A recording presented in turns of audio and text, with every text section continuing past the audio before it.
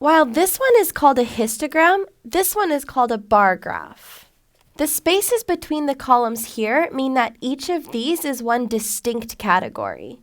Europe is completely distinct from North America, completely distinct from Asia, and we can't mix them. But with age, we can choose any interval or bin size. And so that's the next really important difference.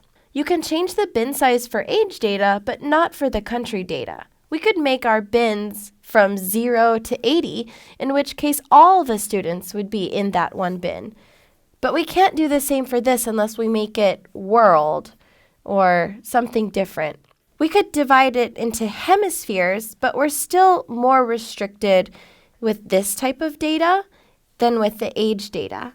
And finally, the order of the continents doesn't really matter. However, age is just in one order, from least to greatest.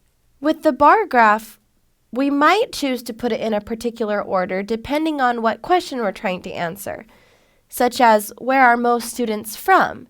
Then we might put it in an order from least to greatest or greatest to least. Or we might choose to alphabetize it so that viewers can easily find what continent or country or whatever they're looking for on the x-axis. And finally, the shape of a histogram is very important, whereas the shape of a bar graph is arbitrary, depending on how you choose to order the categories on the x-axis.